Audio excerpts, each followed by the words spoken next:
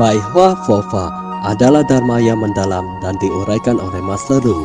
Menggunakan bahasa sehari-hari, menggunakan filosofi kehidupan, dan menggunakan contoh sederhana di kehidupan sehari-hari untuk menjelaskannya.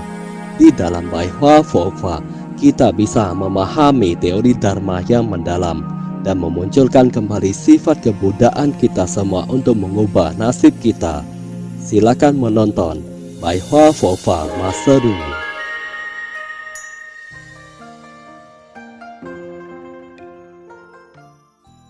白话佛法光波降座episode 87 membina diri dan pencapaian yang nyata. Ajaran Dharma Sat Paramita 6 kesempurnaan. Terkadang teori adalah sebuah pembuktian. Teori Buddha adalah sebuah pembuktian. Meskipun itu adalah pembuktian, tapi kita tetap harus mengandalkan pembinaan diri dan pencapaian yang nyata.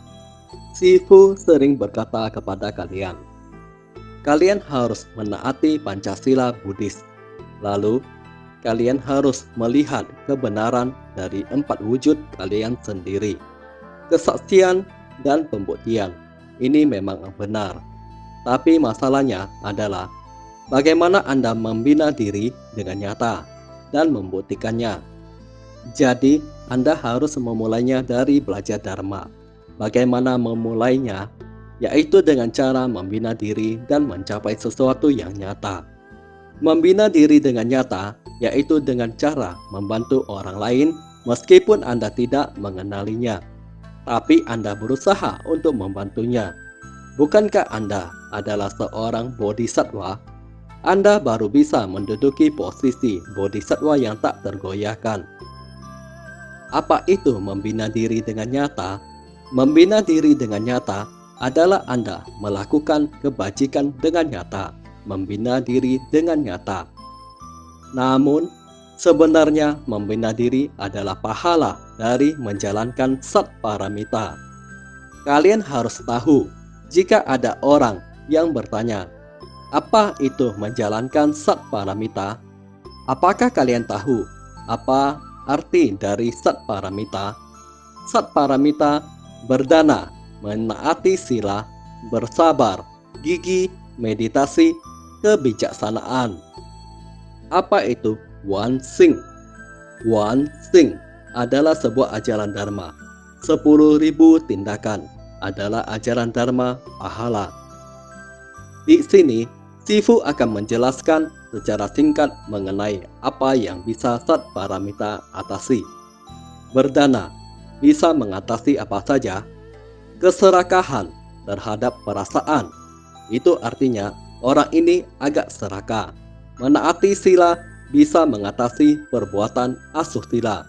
Bersabar bisa mengatasi kebencian. Gigi bisa mengatasi kemalasan. Meditasi mengatasi kekacauan. Kekacauan artinya pikiranmu kacau. Kebijaksanaan mengatasi kebodohan Sat Paramita. Praktisi Buddhis harus rajin untuk menaati sila, berdana, bersabar, meditasi, dan gigi.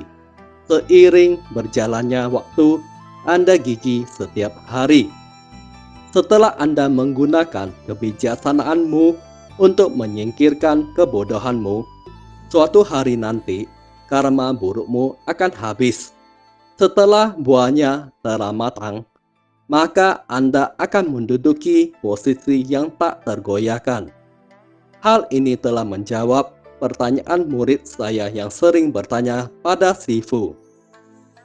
Sifu, apakah karma buruk saya di kehidupan sekarang bisa dikikis semua? Sekarang saya dengan jelas memberitahu kalian, karma buruk bisa dikikis dengan habis. Orang tua yang meninggal tanpa penyakit, dia meninggal dalam tidurnya. Tidak ada rasa sakit dan gatal. Dia tidak perlu memasang oksigen. Dia tidak perlu menyumbat berbagai saluran dan jarum pada badannya. Orang yang meninggal seperti ini bisa dikatakan karma buruknya telah tiada. Jika Anda terus membina diri, dan bisa mendapatkan akhir yang bahagia, maka sebenarnya orang ini memiliki moralitas yang baik. Karma buruk Anda akan habis. Jangan mengira bahwa karma buruk Anda semakin banyak. Mengapa tidak habis-habis? Apa itu tidak habis-habis? Sudah berapa tahun Anda mengikisnya? Sudah berapa kali kehidupan Anda membuat karma buruk? Bagaimana bisa mengandalkan beberapa tahun untuk mengikis karma buruk yang telah buat selama beberapa kehidupan? Ini harus mengandalkan kegigihanmu. Alasan mengapa ada orang yang tak tergoyahkan, karena dia memiliki buah yang dimana karma buruknya semakin cepat dikikis. Orang yang tak tergoyahkan pasti bisa mengikis karmanya dengan cepat. Apa tujuan dari praktisi Buddhis yang gigih setiap hari? Dia membina dirinya setiap hari, menduduki posisi yang tak tergoyahkan. Posisi yang tak tergoyahkan artinya Anda tak akan tergoyahkan, karena manusia pasti bisa tergoyahkan. Siapa yang tak tergoyahkan, itu adalah hal yang normal. Seseorang telah lama bekerja, dan dia ingin mengganti pekerjaan, karena memang ada banyak orang yang membina diri tanpa memiliki keteguhan. Belajar ini dan itu, tidak teguh, dan terus berputar di dalam ketidakkekalan. Bagaimana mungkin dia tak tergoyahkan? Namun, jika Anda memegang teguh Sat Paramita, maka Anda tak akan tergoyahkan. Ilmuwan berkata bahwa setelah manusia mati, roh kita melayang di atmosfer. Dia adalah sebutir debu di dalam atmosfer. Kemanapun atmosfer itu pergi, di sanalah debu tersebut akan pergi. Dia akan berlari ke sana dan kemari. Anda akan melayang bersamanya. Kemanakah atmosfer dan oksigen pergi, di sanalah Anda pergi. Setiap hari melayang tak menentu. Anda tidak tahu kemana arah Anda. Anda hanya mengikutinya dan tidak bisa membuat keputusan sendiri. Saya tanya pada kalian, ketika seseorang tidak memiliki ide, bukankah dia akan mengikuti orang lain? Lalu bagaimana? Cepat katakan. Banyak orang yang tidak kepikiran ide, tidak bisa membuat keputusan sendiri. Cepat katakan, kami mengikutimu. Cepat katakan, kita harus bagaimana. Ini adalah fenomena semua makhluk. Coba kalian bayangkan, jika ada pesawat luar angkasa di luar angkasa. Ketika dia kehilangan fungsinya, dia tidak akan bisa dikendalikan. Bukankah dia akan melayang dan bertabrakan di udara? Dia tidak bisa kembali ke bumi. Itu artinya mereka tidak akan bisa kembali kampung halaman dan bertemu dengan orang tua mereka. Ini adalah contoh praktisi Buddhis yang kehilangan arah. Dikarenakan kita belajar Dharma di alam manusia, jadi kita memiliki raga manusia. Kita bisa makan dan tidur. Jika raga manusia telah tiada di alam manusia, roh akan keluar. Anda akan menjadi roh gelandangan. Setelah manusia mati, raganya tidak akan bisa digerakkan, tapi rohnya akan melayang. Anda tidak tahu kemana dia akan melayang. Saat roh sedang melayang, dia akan bertemu dengan hal aneh yang ada di alam roh. Saat kita bertemu dengan sesuatu di alam roh, kita akan ketakutan, termasuk hantu, setan, gunung yang menakutkan. Terkadang ada makhluk aneh yang aneh. Mereka berkeliaran. Saya beritahu kalian, dan ingatlah dengan baik. Ada seseorang yang rohnya berkeliaran dan dia menulis sebuah buku. Pada saat itu, dia sudah mati dan rohnya sudah keluar dari tubuh raganya. Dia berkata, dia melayang di udara. Dia bertemu dengan sesuatu yang tidak jelas bentuknya. Ingatlah, jika Anda tidak memiliki tekad yang kuat, maka saat roh Anda melayang, Anda akan bertemu dengan berbagai makhluk aneh di udara. Saat Anda takut pada makhluk dan hal aneh, rohmu akan berkeliaran. Orang-orang akan menyebut Anda sebagai roh hantu. Orang menyebut Anda berkeliaran. Roh hantu yang tidak memiliki sandaran. Ketika roh meninggalkan tubuh ragamu, maka Anda sudah tidak bisa memohon pada siapapun lagi. Hal ini memberitahumu bahwa bagaimana agar kita mengikis karma buruk kita dari segi hal tersebut. Kesabaran untuk menerima kebenaran tiada kelahiran. Menggunakan segala bahasa yang paling mendekati kalian agar kalian bisa paham dan juga bisa menjawab pertanyaan tersebut. Itu adalah dengan cara menempatkan pikiran kita ke dalam ajaran tanpa kelahiran dan pemusnahan. Apa artinya? Itu artinya Anda harus memahami kebenaran Dharma akan tanpa kelahiran dan pemusnahan. Kesabaran artinya Anda menempatkan pikiranmu ke dalam Dharma, dan juga itu adalah pikiran yang tak tergerakkan. Sifat sejati dari segala hal adalah kenyataan. Nyata bagaikan wujud asli, hening bagaikan tanpa kelahiran dan pemusnahan. Kesabaran untuk menerima kebenaran tiada kelahiran. Apa itu sifat sejati dari segala hal? Itu artinya Anda harus memahami sifat sejatinya. Saya tanya pada kalian, apa itu nyata bagaikan wujud asli di alam manusia? Itu adalah kekosongan, penderitaan, ketidakkekalan. Nyata bagaikan sifat sejati. Anda tahu jelas bahwa dunia ini bersifat kosong dan tidak kekal. Anda harus perlu menempatkan pikiran tersebut ke atas kebenaran itu. Anda telah mengetahui sifat sejati dari segala hal yang ada di alam manusia. Nyata bagaikan wujud asli. Artinya penderitaan, kekosongan, ketidakkekalan. Apa itu kelahiran dan kemusnahan? Ajaran apalagi yang Anda buat? Penderitaan apalagi yang harus Anda telan? Saya sudah menjelaskannya dengan cara membalikannya.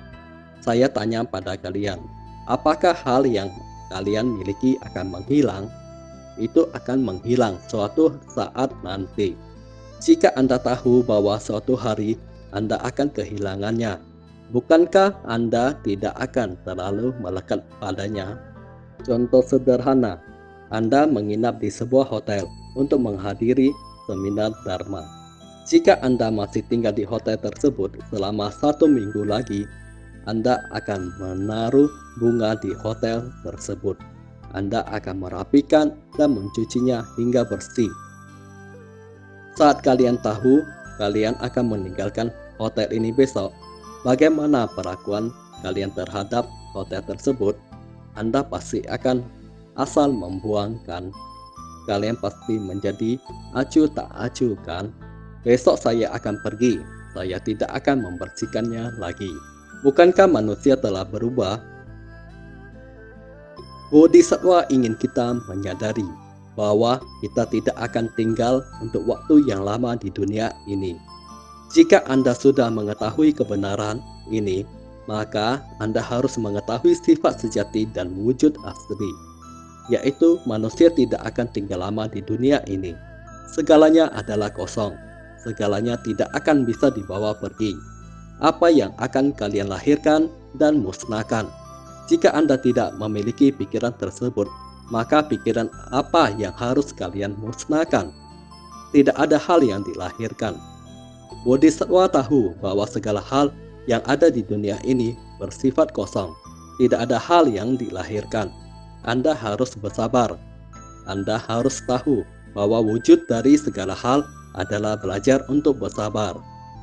Saat Anda tahu bahwa hal ini akan tiada, maka Anda tidak akan menempati wujud tersebut. Tiada pencapaian dan kerelaan. Tiada pencapaian dan kehilangan. Tiada pergerakan dan kemunduran. Itu adalah kesabaran untuk menerima kebenaran tiada kelahiran. Anda harus tahu penderitaan dan kebahagiaan tidak boleh ditempatkan di pikiran Anda. Tidak menepati segala wujud artinya tidak menempatkannya di pikiranmu. Anda tidak mendapatkan apapun, Anda juga tidak perlu merelakan apapun. Itu disebut sebagai tanpa pencapaian dan kerelaan. Anda tidak mendapatkan apapun, Anda juga tidak perlu kehilangan apapun. Itu dinamakan tanpa pencapaian dan kehilangan. Anda tidak memiliki hal yang bisa membuat Anda awet muda. Anda tidak perlu berusaha. Semua itu dilakukan agar Anda bisa berumur panjang. Anda juga tidak akan mengalami kemunduran. Itu dinamakan tak tergerakkan. Segala ajaran Dharma baik itu dari kelahiran dan kemusnahan oleh sebab akibat. Itu adalah kombinasi palsu. Di lingkungan masyarakat zaman sekarang, saya berani mengatakannya, pasangan sekarang dilahirkan dan dimusnahkan oleh sebab jodoh kombinasi palsu. Banyak yang berkata bahwa sepasang suami istri adalah sebuah kepalsuan. Menikah hanya untuk mengejar popularitas dan kepentingan. Tidak ada perlakuan yang tulus. Siapa yang rela mati demi suaminya? Siapa yang rela mati demi istrinya? Dahulu banyak cerita klasik yang menyedihkan. Sekarang sudah tidak ada lagi. Sekarang semua manusia sangat egois. Karena memang tak terlahirkan dan dimusnahkan. Ketika Anda merasakan, mendapatkan, dan mengetahui hal ini, maka Anda akan segera mengosongkan diri. Itu karena manusia bersatu karena jodoh dan kepentingan. Saat suatu kepentingan dihilangkan, maka manusia akan saling meninggalkan. Ini disebut sebagai jodoh pada tingkat pembinaan. Qing artinya tingkat pembinaan, Yuan artinya jodoh.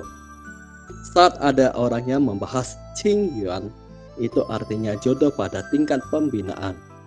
Apa itu jodoh pada tingkat pembinaan? Itu adalah lingkungan dan jodoh, kedinginan dan kehangatan, kehormatan dan direndahkan di alam manusia. Itu artinya kehormatan yang diterima, makian yang diterima, dan lain-lain. Mana ada aku yang nyata dan wujud Dharma? Saya tanya pada kalian, orang ini marah hingga akhirnya mati. Sejak saat itu, masalah ini pun telah tiada. Apa itu aku? Nama adalah milik Anda. Setelah Anda mengganti nama, itu bukan Anda lagi. Setelah Anda mengganti tubuh, itu bukan Anda lagi. Bodhisattva memberitahu kita bahwa tiada aku yang sebenarnya. Lalu ada wujud Dharma. Contohnya, ada sebuah bangunan tinggi yang tidak diketahui pemiliknya setelah ratusan tahun nanti. Kita harus belajar untuk memiliki kebijaksanaan untuk bersabar. Bersabar dengan tenang artinya kita bisa menahan diri kita sendiri, menelan segala sebab jodoh yang ada di tingkat pembinaan. Itu adalah jodoh pada tingkat pembinaan. Itu adalah hal yang kita temui di tingkat pembinaan. Hari ini orang itu baik padamu, besoknya dia memarahimu. Lebih banyak saya tenang dan bersabar saja. Jangan sampai memunculkan pikiran kacau dan pikiran yang mendiskriminasi. Untuk apa saling membedakan? Untuk apa memikirkannya? Menggunakan kesabaran untuk memahami kebijaksanaan. Apa artinya? Setelah Anda bersabar, Anda akan berubah menjadi bijaksana. Anda akan mengerti. Itu dinamakan Hui Ming. Coba kalian perhatikan orang yang tidak bisa bersabar. Mereka bertengkar setelah diganggu oleh orang lain. Dia mulai marah. Jika Anda bisa bersabar, Anda akan memiliki kebijaksanaan. Anda akan mengerti bersabar dengan tenang adalah kekuatan konsentrasi. Jika seseorang bisa tenang dan bersabar, maka dia akan mengeluarkan kekuatan konsentrasi. Bodhisattva memiliki sayap konsentrasi dan kebijaksanaan. Yi, sama seperti kedua sayap. Coba kalian perhatikan. Saat Bodhisattva menjelma, menjadi manusia dan belajar dharma, beliau pasti bisa tenang dan memiliki kebijaksanaan. Beliau memiliki dua sayap yang membantunya. Tidak peduli lingkungan apapun yang bodhisattva temui, beliau akan berjalan tanpa adanya halangan. Kesabaran untuk menerima kebenaran tiada kelahiran. Sebenarnya itu adalah bersabar dengan tenang atau ajaran Dharma terbebaskan. Tingkat pembinaan kesabaran untuk menerima kebenaran tiada kelahiran adalah kita memahami tanpa kelahiran dan pemusnahan, tanpa kelahiran dan kematian, tanpa noda dan kemurnian, tanpa penambahan dan pengurangan. Itu adalah tingkat pembinaan yang sangat sempurna. Jika suatu saat Anda yang bertanya, apa itu kesabaran untuk menerima kebenaran tiada kelahiran? Kalian harus menjelaskannya. Itu adalah tingkat pembinaan yang tinggi. Bukankah beberapa kalimat terakhir itu adalah kutipan yang berasal dari Xinqing? Sekarang kalian sudah tahu kehebatan dari Xinqing, kan? Xinqing membahas kebijaksanaan Buddha yang maha tinggi. Ketika kalian membaca Xinqing dengan sekilas, kalian tidak akan memahami apapun. Bagaimana Anda membaca Xinqing sebenarnya? Terima kasih telah menyaksikan pencerahan Baiwa Fofa Master Lu Junheng. Bergembira dalam Dharma bersama dan menyelamatkan makhluk yang berjodoh.